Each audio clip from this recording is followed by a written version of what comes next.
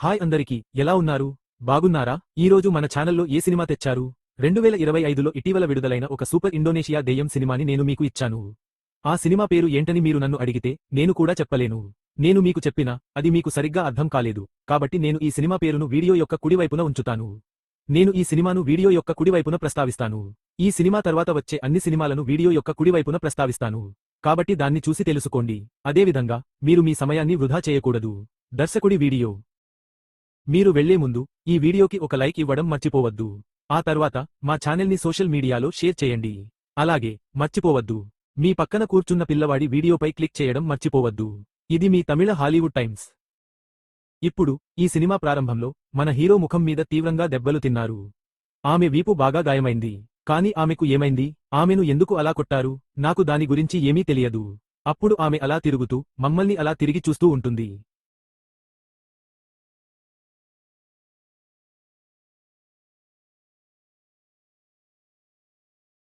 ఇది ముస్లిం అమ్మాయిలు చదువుకోవడానికి వచ్చిన బోర్డింగ్ స్కూల్ కాదా? ఆమె ఆ స్కూల్లో ఉండి చాలా సంవత్సరాలు చదువుకుందా? ఆమె భయపడి కళ్ళు మూసుకోలేదా? ఆమె స్నేహితురాలు ఒక అమ్మాయిని తినడం ఆమెకు సాధారణ భయంకరమైన కలనా? రాత్రి పడుకున్నప్పుడు మీరు మంచి కలలు కంటారని మరియు వేరే ఏదైనా చదువుకుంటారని మీరు ఎందుకు అనుకుంటున్నారు? మీరు కలలు కంటున్నారని చెబితే, హే, నేను దానిని మార్చగలను, నేను దానిని సర్దుకుని దీన్ని చూస్తాను. ఎవరో దాని గురించి ఉపదేశించడం విన్నాను. ఓహ్, మీరు ఏమి వింటున్నారు? మీరు సరిగ్గా వింటుంటే ఆ అమ్మాయి ఏదో సినిమా పాట వింటోంది. మీరు ఈ ప్రదేశంలో ఈ సినిమా పాట వినకూడదు లేదా సినిమాలు చూడకూడదు. ఇది చాలా కఠినమైన ఇస్లామిక్ పాఠశాల.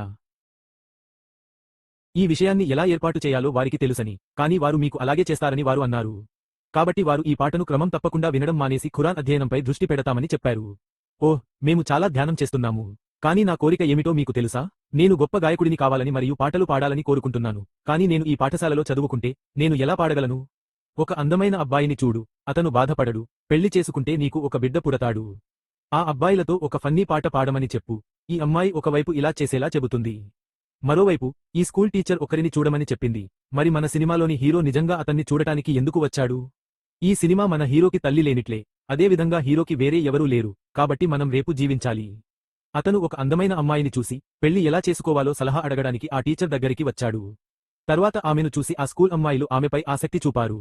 సరే హీరో, నాకు ఆ పండు నిజంగా నచ్చింది. నేను ఆమెతో ప్రేమలో పడటం మొదలుపెట్టాను. కాబట్టి నేను మన హీరో అయిన ఈ టీచర్తో మాట్లాడాను. అంటే అతనికి పెళ్లి చేసుకునే ఆలోచన లేదు. అతను అన్నీ అడిగాడు. కాబట్టి అతను ఏమి చేస్తున్నాడు? ఈ టీచర్ భార్య వారిలో ఒకరు కాబట్టి ఆ లేడీ చదువుకుంది. ఇంకో విషయానికి చెప్పాలనుకుంటున్నాను. అతను ఒక అమ్మాయిని పెళ్లి చేసుకోవాలనుకుంటున్నాడు మరియు ఆ అమ్మాయి నన్ను పెళ్లి చేసుకోకూడదని నేను అనుకుంటున్నాను. అతను నన్ను పెళ్లి చేసుకుంటానని చెప్పాడు. నేను అతనికి చెప్పినప్పుడు వారు ఆశ్చర్యపోయారు. ఇది అతని వివాహమా? అప్పుడు వారు అతని పాఠశాల చదువులతో ఏమి చేయబోతున్నారు మరియు అతని ఉన్నత చదువులతో ఏమి చేయబోతున్నారు అని అడిగారు. అతను ఇవన్నీ వెంటనే ఎందుకు చదవాలి? నేను పెళ్లి చేసుకుంటున్నాను మరియు నా కుటుంబం జరుగుతోంది మరియు నేను ఉన్నత చదువులు చదవబోతున్నాను. వారు అలా చెప్పినప్పుడు వారు దాని గురించి ఆలోచించి, సరే, నాకు నువ్వు ఇష్టం. ఆ అబ్బాయి చాలా మంచివాడు. ధనవంతుడైన అబ్బాయి కూడా కొంచెం ప్రవర్తిస్తాడు. చెప్పు. సినిమా టైటిల్ను ఇలా ప్రారంభిస్తారు. ఇప్పుడు మన హీరో కోసం చైనీస్ కట్ చేయవద్దు.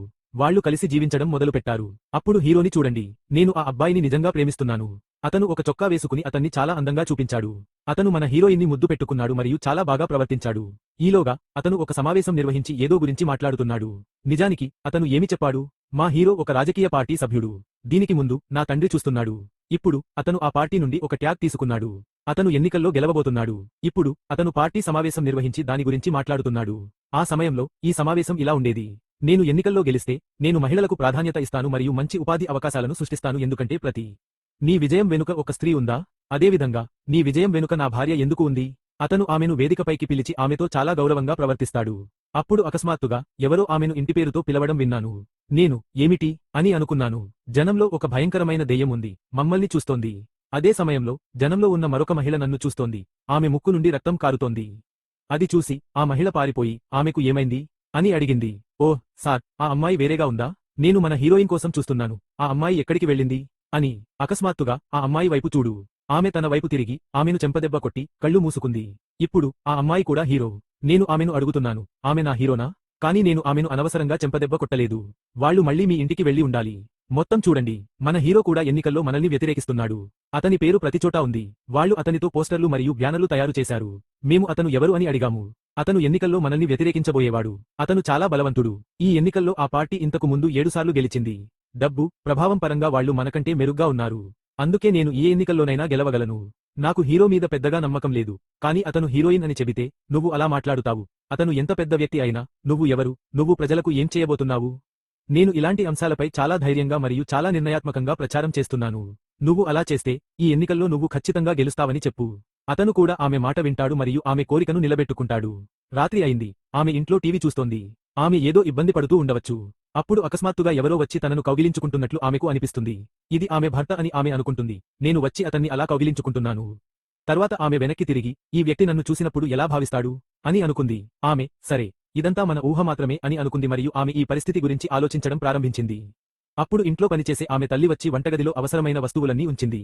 పాలు కావాలా? నేను ఆమెకు మా గ్లాసు నిండిపోయిందని, ఆమె పాలు తాగిందని చెప్పాను, కానీ హీరోయిన్ ఆకలిగా లేదని చెప్పింది. సరే, ఆమెకు పాలు ఇవ్వకండి. మీరు ఒంటరిగా ఇబ్బంది పడుతున్నారు. నేను కూడా మీకు సహాయం చేస్తాను. ఆమె అడిగితే హీరోయిన్ లేదని ఆమె చెప్పేది, కానీ ఆమె దగ్గరకు వెళ్లి తానే చూసుకుంటానని చెప్పేది. కానీ కొంతకాలం తర్వాత ఆమెను మళ్లీ ఎవరో చూసుకుంటారు మరియు ఆమెను అలాగే కట్టి తినిపించారు. కానీ ఆమె లేనప్పటికీ మా హీరో వచ్చి ఆమెను కట్టి తినిపించాడు. మరి నువ్వు అలా ఎందుకు చేస్తున్నావు? నాకు భయంగా ఉంది. మీరు ఇంటికి వచ్చినప్పుడు ఆమె మనం వెళ్లి తినాలని చెప్పింది మరియు బాగా తిన్న తర్వాత మా హీరో ఏమి చేస్తాడు? హీరో తన గోళ్లన్నీ కత్తిరించేవాడు. ఆ ఇంట్లో ఉన్న ఈ పాత ఫోటోలను మనం చూసినప్పుడు మన హీరో మరియు అతని తండ్రి కలిసి ఉన్న ఫోటో ఉంటుంది. అందుకే అతను చాలా చిన్న పిల్లవాడు అయి ఉండాలి. అందుకే ఈ ఫోటో ఎంతకాలం క్రితం తీయబడిందో అడిగితే అది 120 సంవత్సరాలు అవుతుంది. ఆ ఫోటో వెనుక ఉంది. ఈ ఇల్లు ఎందుకు? ఆ ఇల్లు మన సొంత ఇల్లు, పత్తిపంద ఇల్లు. అది మన సొంతం కాదు. నాన్న కష్టాల వల్ల దాన్ని పోగొట్టుకున్నాడు. మన హీరో చాలా బాధపడతాడు. కానీ దానివల్ల మనకు ఏమీ తెలియదు. నిర్లక్ష్యం వల్ల సత్యతో దాన్ని కట్ చేస్తాము. అందుకే ఆమె కూడా భయంకరంగా అనిపిస్తుంది. హీరో కూడా క్షమించండి, క్షమించండి. నేను ఏమి చేశానో మీకు తెలుసు. మీరు నాకు చెబితే సరే సరే. కంగారు పడకండి. నాకు ఏమీ కాలేదు. నేను బాగానే ఉన్నాను. ప్రచారం చేస్తున్నప్పుడు మీరు అలా అన్నారు. నేను మహిళలకు ప్రాధాన్యత ఇస్తాను. నేను చాలా ఉద్యోగాలు సృష్టిస్తాను. కాబట్టి మీరు మాట్లాడటం విన్నప్పుడు నాకు ఒక ఆలోచన వచ్చింది. ఆ ఆలోచన ఏమిటి? మీరు ఈ ఎన్నికల్లో గెలవాలనుకుంటే నేను ఒక బోర్డింగ్ స్కూల్లో చదవాలి. ఆ స్కూల్లో చదువుతున్న అమ్మాయిలందరికీ మంచి కాలేజీలో సీట్లు కొని వారిని బాగా చదివించాలి. నువ్వు నాకు మంచి ఉద్యోగం, మంచి చదువు ఇస్తానని మాట ఇస్తే నీకు ఖచ్చితంగా మంచి ఉద్యోగం వస్తుంది. ఎన్నికల్లో గెలిచే అవకాశం ఉందని చెబితే ఈ భయాన్ని చూడు. నువ్వు ఏం చదువుతావు? అవన్నీ చెబితే నేను ఎలా గెలుస్తాను? ఇలా చేద్దాం. నీ స్కూల్లో అమ్మాయిలకు పెద్ద భోజనం ఎలా వండాలో ఎలా నేర్పించగలం? ఎందుకంటే వాళ్లు చదువు పూర్తి చేసిన తర్వాత ఎవరైనా పెళ్లి చేసుకుని వాళ్లని పెళ్లి చేసుకుంటారు. వాళ్లు అలా చేస్తే వాళ్లు చెప్పేది విని వాళ్లని అనుసరిస్తారు. వాళ్లు వాళ్ల దారిలో వెళ్తే వాళ్లు స్వర్గానికి వెళతారు. కాబట్టి మీరు కోరుకుంటే మన ఆలోచనను మనం అమలు చేయవచ్చు. హీరో వెళ్లిపోతాడు, కానీ హీరోయిన్కి ఇక్కడ ఒక రోల్ మోడల్ ఉంది. ఈ అమ్మాయిలను చదివించి సరిగ్గా చదివించాలని అతను ఎందుకు కోరుకుంటున్నాడు? అతను ఎందుకు అలా అంటున్నాడు? అతను ఎందుకు మతోన్మాది? అతను ఎవరో నడిపిస్తున్నట్లు ఆలోచిస్తుండాలి. ఆ సమయంలో ఈ ఇంట్లో అదే సమయంలో పనిచేసే తల్లి కూడా ఉండేది కాదా? ఆమె నిజమైన మంత్రగత్తె అయి ఉండాలి. మా కూతురు ఎవరికీ తెలియకుండా ఎందుకు తెగిపోయింది? ఆమె ఆ గోరును తీసుకుని దానిపై భయంకరమైన పూజ చేసి దానిని మన హీరో ఇంటి పక్కన ఉన్నట్లుగా చేసింది. అతను ఆ పొలంలోకి వెళ్లి అక్కడ ఉన్న ఆవులను చూశాడు. అతను పూజ చేశాడా? అతను ఆ గడ్డి అంతా తన గోళ్లతో తిన్నాడు. ఆ ఆవుల కళ్ళు ఎర్రగా మారాయి. ఇదంతా ఇలాగే జరిగింది. మరోవైపు అతను దేవుడిని ప్రార్థిస్తూ ఉంటాడు. అతను ప్రార్థిస్తున్నాడు. ఆపై అకస్మాత్తుగా పక్క గది నుండి శబ్దం వినిపించింది మరియు అతను చుట్టూ చూశాడు. కానీ నగరంలో ఎవరూ లేరు. అకస్మాత్తుగా ఆమె వెనుక ఉన్న లైట్లు అన్నీ ఆపివేయబడ్డాయి. ఆమెకు వింతైన స్వరాలు వినిపించాయి. చివరికి అన్ని లైట్లు ఆరిపోయాయి. అప్పుడు ఏమి జరుగుతుందో అర్థం కాలేదు. ఆమె కొంచెం ముందుకు వెళ్లి నీ పాదాలు సరిగ్గా ఉన్నాయి. ఈ మాంసాన్ని ఎవరైనా తింటే చూద్దాం. ఆ శబ్దం ఎలా వస్తుంది అని అంది. అందుకే ఆమె పక్కకు తిరిగి అక్కడ ఒక ఆవును చూసింది. ఈ సమావేశం ఏదైనా దెయ్యం సమావేశమా లేక మరేదైనా సమావేశమా? ఆ దెయ్యం ఆ ఆవు నల్ల మాంసం తిని దాన్ని చూసి చాలా నవ్వింది. అది నవ్వుతూ అరుస్తుంది. అందుకే మా కళ్ళు మూసుకుని దేవుడు మా పక్కనే పడుకున్నట్లు చూశాము. ఆ మనిషి రాత్రిని చూస్తే అతను అస్సలు రాడు. అలాంటిది నోట్ చేసుకున్నాడు. కాబట్టి హీరో ఎక్కడ చూశాడు? అతను రాత్రిని నా ఇంటికి రమ్మని అడిగినప్పుడు అవును, రాత్రి పార్టీలో అత్యవసర సమావేశం నిర్వహించాల్సి వచ్చింది. కాబట్టి అతను ఆ పని చూడటానికి వెళ్లాడు. కాబట్టి రాత్రి మంచి ఇంటికి రాలేకపోయాడు. అప్పుడు హీరో ఎక్కడ ఉన్నాడు? ఏమి జరిగిందో నాకు తెలియదు. నాకు 23 రోజులుగా చాలా వింతైన కలలు మరియు చాలా వింతైన అనుభూతులు వస్తున్నాయి. కానీ అది మీకు ఎలా చెప్పాలో నాకు అర్థం కాలేదు. ఆమె అలా చెప్పి ఉంటే హీరో గమనించేవాడు కాదు. నువ్వు ఏమీ బాధపడకపోతే పర్వాలేదు కదా. ఈరోజు మనకు ఒక ముఖ్యమైన మీటింగ్ ఉంది. కాబట్టి నువ్వు దానికి సూపర్ రెడీ అవుతావు. నువ్వు కూడా మా ఇంట్లో మేకప్ వేసుకోవడానికి పని చేస్తావా? వాళ్లు వస్తారని అన్నారు. ఎవరు సిద్ధంగా ఉన్నారు? ఈ అబ్బాయి వస్తూనే ఉన్నాడు. కానీ ఈ నటి రావడానికి బదులుగా హీరో ముందు దాక్కుని లిప్స్టిక్ వేసుకుని ఐలైనర్ వేసుకుని ఇంత వింత పాట పాడుతూ ఆ నిద్రను మన ముక్కుల ముందు దాచుకుంటుంది. మన హీరోయిన్ అలా ఉంచుకోవడం చాలా దారుణం. కళ్లమీద మందు వేసినట్లు ఉంది. అంతేకాకుండా మన హీరో మరియు హీరోయిన్ ప్రార్థన చేయడానికి వెళ్లే ప్రదేశం వారు బోధించే ప్రదేశం. అంటే ఆధ్యాత్మిక బోధన జరిగే ప్రదేశం ఉందా? మీరు ఆ ప్రదేశానికి వస్తే ఆ పాఠశాల యజమాని అక్కడ ఉండడు కాదా?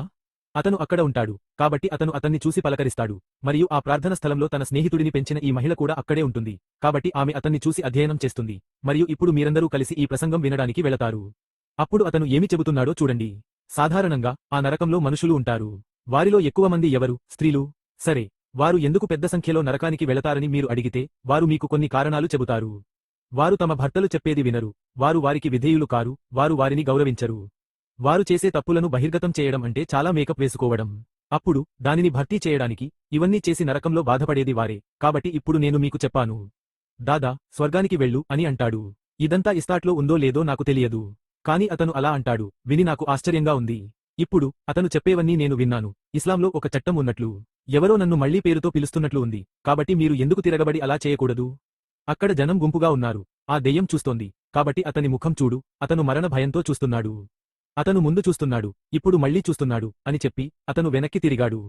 ఇప్పుడు ఆ దెయ్యం ఎక్కడికి వెళ్ళింది? ఎక్కడికి వెళ్ళింది? ఆ దెయ్యం బయట ఎక్కడో నడుస్తున్నట్లు అనిపిస్తుంది. కాబట్టి ఆమె జనాన్ని సగం దూరం వదిలేసి ఏమి జరుగుతుందో చూడటానికి పక్కనే ఉన్న రెస్టారెంట్కి వెళ్ళింది. నేను అక్కడ ఉన్న ప్రతి బాత్రూంను తెరిచాను. అకస్మాత్తుగా ఇక్కడ చూడు, ఈ ఆవుకు కాళ్ళు ఉన్నాయా లేదా? 2 కాళ్ళు ఉన్న ఎవరైనా ఆ బాత్రూంలో దాక్కున్నట్లు అనిపిస్తుంది. అందుకే వాళ్ళిద్దరూ వెళ్లి తలుపు తెరిచారు. ఆ ప్రదేశంలో ఎవరూ తమను చూడరని చూశారు. కాబట్టి ఇదంతా మా ఊహ అని భావించి అద్దం ముందు కడుక్కున్నారు.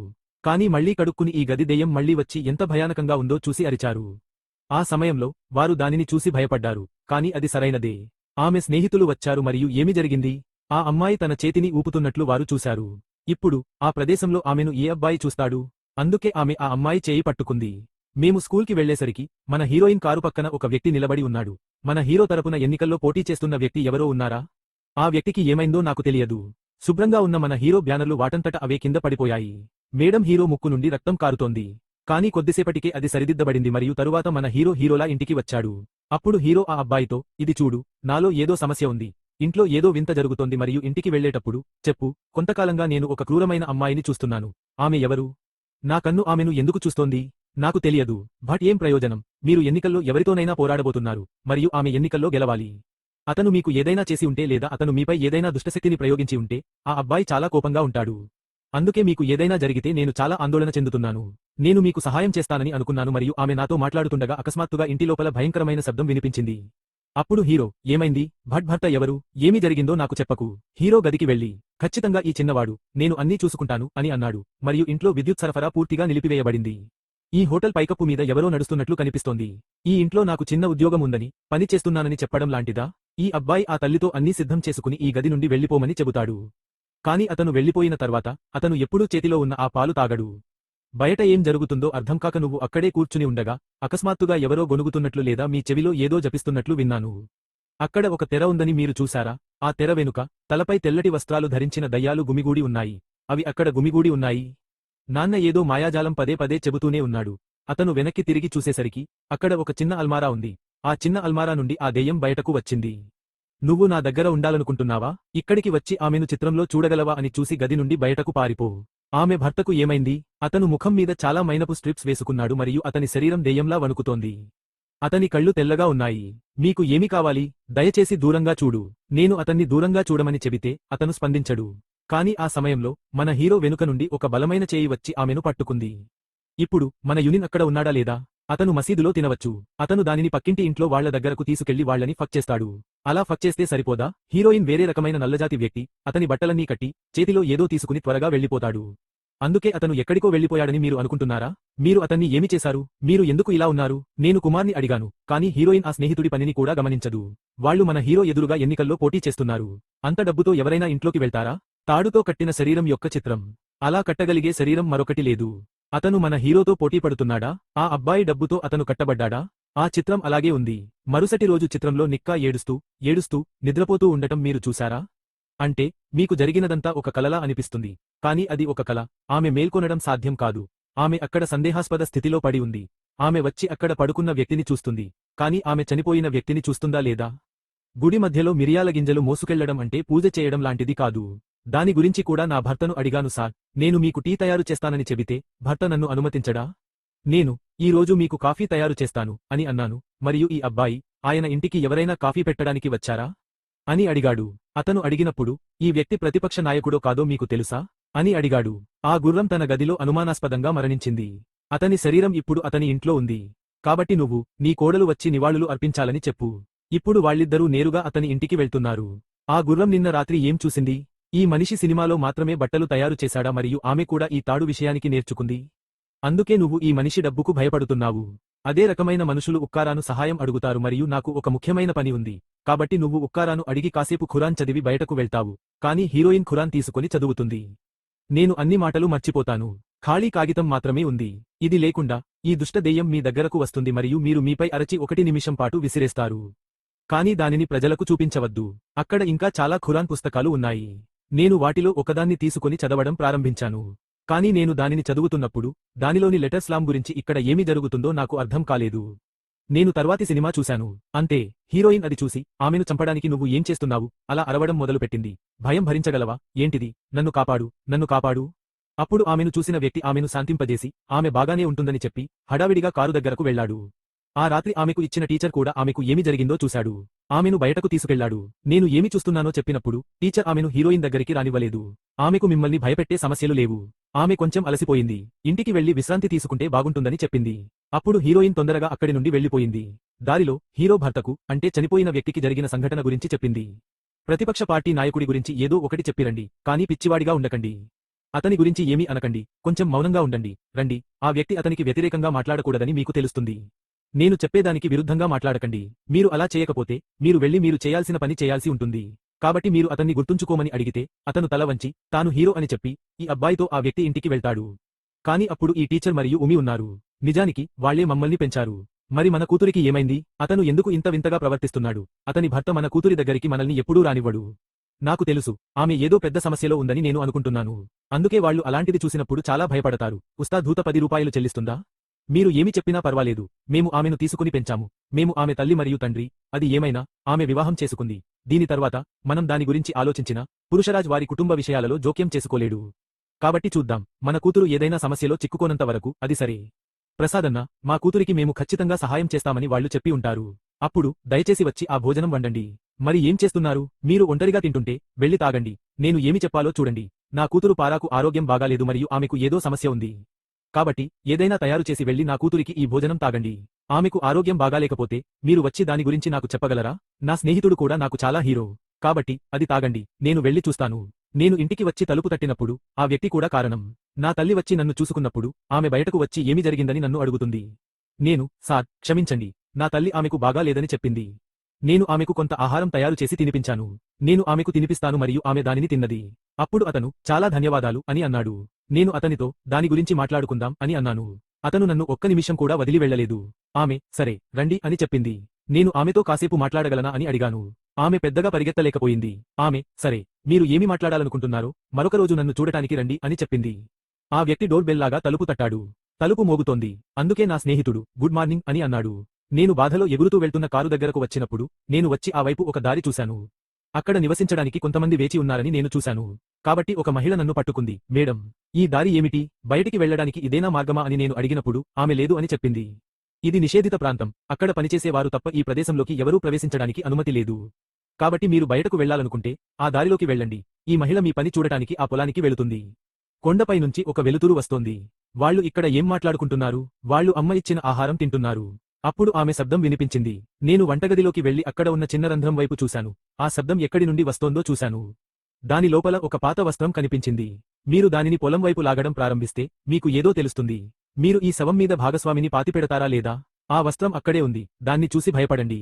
అతను చనిపోయినప్పటికీ అతను మళ్లీ హీరోయిన్ ముందుకి వచ్చి ఆమెను చాలా భయపెట్టేవాడు. అరుపులు విని పనిచేస్తున్న తల్లి ఆ ప్రదేశానికి వచ్చి హీరోయిన్ అతన్ని శాంతింపజేసి అతని తలపై ముద్దు పెట్టుకునేది. ఆమె ఏమి చేస్తున్నావని అడిగినప్పుడు అతను, నీకు నాతో సంబంధం లేదా? అందుకే బాధగా ఉంది. నువ్వు పాలు తాగి, నాకు బయట ఒక ముఖ్యమైన పని ఉందని, మరియు ఈ ఆంటీ, గ్రామ కమాండర్, చాలా కష్టపడి పనిచేస్తోంది. కాబట్టి అనుమానంగా ఆమె లైట్ ఆన్ చేసి వృద్ధురాలు ఏమి చేస్తుందో చూడటానికి కిటికీలోంచి చూసింది. ఆ వృద్ధురాలు ఆ అమ్మాయితో ఇప్పుడే ముగించింది మరియు ఆమె తన భర్తను ఫక్ చేస్తోంది. ఆమె అవన్నీ కొనుక్కుంది మరియు ఈ వృద్ధురాలు దానిని తీసుకుని పక్కనే ఉన్న గదిలోకి వెళ్ళింది. అప్పుడు ఆ వ్యక్తి ఏదో వెతుకుతున్నట్లు చూసి ఆమె అతని దగ్గరకు వెళ్ళింది. ఈ వృద్ధుడు ఏమి చేశాడు? అతను ఒంటరిగా ఒక గదికి వెళ్లి ఈ అమ్మాయి జుట్టు పూజకు అవసరమైన అన్ని వస్తువులను తెచ్చి ఏదో భయంకరమైన మంత్రం జపించడం ప్రారంభించాడు. చెప్పు. దొంగతనం లోపల నుండి ఒక సాతాను మార్గం ఉన్న గది ఉంది మరియు దాని ముందు ఒక ప్రసాద పళ్ళెం ఉంది. కాబట్టి ఇదంతా జరిగింది. మరోవైపు ఈ మహిళ గదిలోకి వచ్చి ఆ గదిని కనుగొంటే ఈ తలుపుతో ఏమి చేయాలో ఆమెకు తెలియదు. అది ఒక చిన్న మార్గం. ఆమె విషయానికి చూసిందా? ఆ తల్లి ఏదో ఆవు అస్థిపంజరం ముందు ఉంది మరియు చాలా కొవ్వొత్తులను మోసుకెళ్లి ఏదో మాయాజాలం చేస్తోంది. ఆమె హీరోయిన్ను చూసిందా లేదా? ఆమె ఆ విషయానికి చూసి వెళ్లిపోయింది. ఆమె భయపడి ఇక్కడ దాక్కోవడానికి వచ్చిందా? కానీ కొంతకాలం తర్వాత ఈ వృద్ధురాలు మళ్ళీ అక్కడే ఉంటుందా? ఆమె అలాంటిది చూసిందా? ఇప్పుడు ఆమె ఈ గందగోళాన్ని చూస్తోంది. సేఫ్టీకి జరుగుతున్న ప్రతిదానిని వీడియో తీస్తానని చెప్పాడు. అందుకే ఈ గదిలో ఉన్న ప్రతిదానిని తన ఫోన్లో వీడియో తీశాడు. వీడియో తీయడానికి కెమెరాను ఇటువైపు తిప్పాడు. అది చూడగానే ఆ దుష్ట దెయ్యం వచ్చి అతని ముందు అలాగే నిలబడింది. అతను భయపడి ఫోన్ను కింద పడేశాడా? కాని చాలు సామి అని ఫోన్ను కిందకి తీసి అక్కడే వదిలేశాడు. అతను అలాంటిదేమీ చూడలేదా? అతనితో పాటు అతని స్నేహితులు ఎవరైనా ఉన్నారా? అతను ఆమెకు ఎర్ర జెండాను వదిలి వెళ్లాడా? భర్తకి విషయానికి తెలియగానే అతను వేదికపైకి వచ్చి హీరోతో నా చేతిలో ఉన్న ఫోన్కు కాల్ చేసి పంపిన వీడియోలన్నింటినీ తొలగిస్తానని చెబుతాడు. అంటే అతను నాకు డిలీట్ మెసేజ్ ఇవ్వడమే కాకుండా ఎన్నిసార్లు ఆ వైపు వెళ్ళను అని కూడా చెబుతాడు. జరిగినదంతా నాకు తెలుసు. మొదట అతను నన్ను భర్త మాట వినమని చెబుతాడు. లేకపోతే నువ్వు నడవాలి కాబట్టి వెళ్ళాలి. మరియు అతను ఆ పాత నియమాన్ని ఉల్లంఘిస్తాడు. తరువాత ఈ విరిగిన ఫోన్ను కూడా వదలకుండా అతను దానిని అతని చేతిలో నుండి తీసుకుని ఆ ప్రదేశం నుండి వెళ్ళిపోతాడు. కాబట్టి ఇప్పుడు హీరోయిన్ భర్త యొక్క స్వీయ జాలిని కొద్దిగా అర్థం చేసుకోవడం ప్రారంభించింది. కాబట్టి అతను ఒకవైపు మరియు మరొకవైపు ఎలా వెళ్లాడు? ఆమె పంపిన చివరి సందేశం తీసుకోబడింది. నేను అన్నీ గమనిస్తున్నాను. అందుకే డైరెక్టర్ హీరోయిన్కి ఫోన్ చేసినప్పుడు ఏదో జరిగిందని చెప్పినప్పుడు ఆమె ఏమీ మాట్లాడకుండా వీడియో కాల్తో తిరిగి కాల్ చేస్తుంది. ఇప్పుడు ముందు కారు కూడా కొంచెం భయపడుతోంది. నేను ఈ వీడియోలను భయంతో చూస్తున్నాను. ఆ సమయంలో నేను ఆ కాల్లో ఒక పాట ప్లే చేస్తున్నాను మరియు నేను తిరిగి వచ్చాను. ఎంతటి దయంలా అరుస్తూ నన్ను ఒంటరిగా వదిలేస్తుందో అదే ముందు విషయానికి ఇద్దరు వ్యక్తులు. ఇప్పుడు మరోవైపు నేను చనిపోయిన వ్యక్తిలా నిద్రపోతున్నాను. నేను ఆమె దగ్గరకు వచ్చి ఆమెను చూస్తాను. ఆ వ్యక్తి ఏమి చెబుతున్నాడో చూడమని నేను ఆమెను అడగడం ప్రారంభించాను. మీరు స్వర్గానికి వెళ్లే మార్గంలో ఉంటే మీరు చూడనివన్నీ నేను చూస్తాను. నేను ఆమెకు కొంచెం పాలు పోస్తాను. అప్పుడు ఆమె దానిని తాగి చాలా ఏడుస్తుంది ఎందుకంటే ఆ వ్యక్తి తప్పు. కానీ అతనికి ఒక విభాగం ఉంది. మేము కూడా అతని కింది అధికారులమే. కాబట్టి అతను చాలా ఆందోళన చెందుతూ ఏడుస్తున్నాడు. ఆ తర్వాత ఆ వ్యక్తి టైర్ మీద పడుకోవడం ప్రారంభించాడు మరియు కొంత సమయం తర్వాత ఆ వ్యక్తి మాటలు.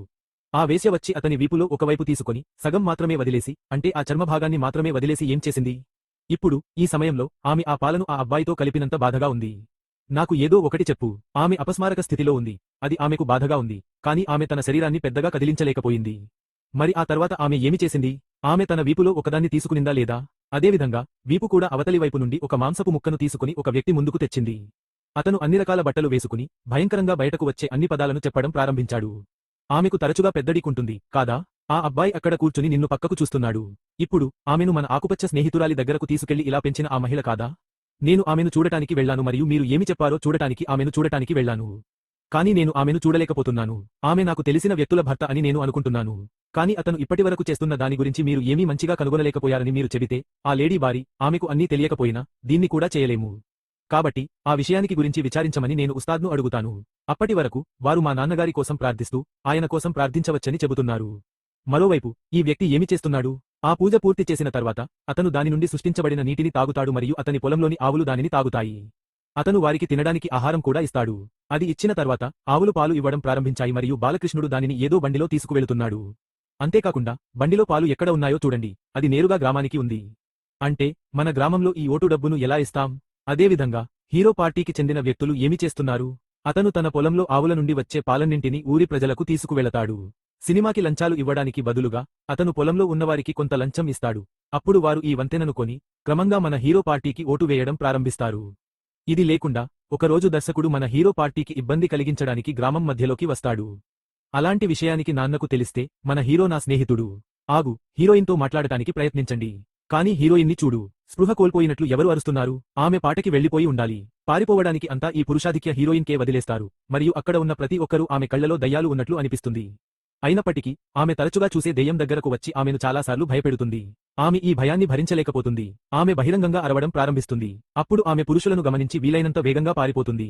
నేను వెంటనే ఆమెను ఇంటికి తీసుకెళ్లి నేను ఆమెకు అలా చెబుతానని చెప్పాను. కాని ఉస్తాద్ మరియు ఇతరులు అక్కడ లేరు. నువ్వు ఒంటరిగా ఇంటికి వెళ్లకూడదు. నేను నా స్కూల్కి వెళ్తానని చెప్పి అక్కడికి వెళ్లి నిన్ను పికప్ చేసుకున్నాను. నేను నీకు ఏమీ చెప్పలేను. నువ్వు పబ్లిక్గా ఏదైనా ఎందుకు చేయకూడదు? నీ పార్టీ పేరు చెడగొట్టబడదా? అందుకే అతను ఏమీ చెప్పకుండానే ఈ స్కూల్కి వెళ్తాడు. నువ్వు అలా వెళ్తే బాస్టర్డ్, నువ్వు హీరోగా కూడా నడవలేవు. చెప్పు, దిగిరా. ఈ మనిషి ఏం చేశాడు? అతను హీరోయిన్ని ఎత్తుకుని అక్కడ టేబుల్ మీద పడుకోబెట్టాడు. ఆమె చెవిలో కొన్ని క్రూరమైన మంత్రాలు చెప్పి నా స్నేహితురాలు కరివారాను నరికివేశాడు. నేను ఈ మనిషిని కొట్టాను. ఈ హీరో ఎలాంటి విషయానికి కోసం చూస్తున్నాడు? నేను ఈ టీచర్కి ముందే చెప్పాను. ఆ హీరో నా శరీరాన్ని బాగుచేయడానికి కొన్ని మాయా మాటలు చెప్పాడు. అయినప్పటికీ అతను ఆ పురుష వైఖరిని వదులుకోలేదు. అతను ఒకవైపు నిలబడి ఆ చెడు మంత్రాలను పునరావృతం చేస్తూనే ఉండేవాడు. అతను అలా చెబుతుండగా ఇటువైపు ఉన్న మన హీరో కళ్ళు తెల్లగా మారాయి. అది కూడా ఆ తెల్ల రంగు కొద్దిసేపటికే అతని కళ్ళు గుమ్మడికాయ రంగులా మారాయి. మరియు అతను నిన్ను సుత్తితో కొట్టి 10 సార్లు కింద పడేవాడు. చూడు, నిన్ను సరిగ్గా కొడతారు. అందుకే నీ వీపు ఇప్పటికే గాయమైంది, కాదా? ఆ గాయం నుండి రక్తం కారుతోంది. ఈ మనిషి ఆమె వాడటానికి ప్రయత్నిస్తున్నది ఏదో దొరికింది. కాని ఇప్పుడు దాని గురించి అడగవద్దు. హిరాన్ ఆమె శరీరంలోని దయ్యాన్ని వదిలించుకోవడానికి ప్రయత్నిస్తుంటాడు. కాని ఆమె మంచి మంత్రాలు చెప్పి ఉంటే ఆ మనుషులు చెడు మాటలు చెప్పేవారు. మరి విషయానికి ఏమిటి? ఆ దయ్యము మళ్లీ భయంకరంగా కనిపించడం ప్రారంభించింది. ఆమె దయ్యాన్ని దగ్గరగా వచ్చి అరిచింది. ఆమె తన సుత్తితో తన దగ్గర ఉన్న ప్రతిదాన్ని కొట్టి దానిని ఎగిరిపోయేలా చేసింది. ఆమె మంచి మంత్రాలు చెప్పిందా లేదా? యజమాని ఆమె మెడపై కత్తిపెట్టి ఆమెను చంపడానికి ప్రయత్నించాడు. ఆమె కాసేపు కష్టపడి మళ్లీ దానిని విసిరివేసింది. ఆమె నా దగ్గరకు తిరిగి ఎగిరింది. నువ్వు ప్రయత్నిస్తే ఆ ఇంకో అమ్మాయి వైపు చేయి చాచి ఆ భయంకరమైన దేవుడికి మాయాజాలం చెప్పు. ఆమె అక్కడికి ఎగిరిపోతుంది. దీనివల్ల ఆమె శరీరం ప్రస్తుతానికి తన శరీరాన్ని విడిచిపెట్టింది.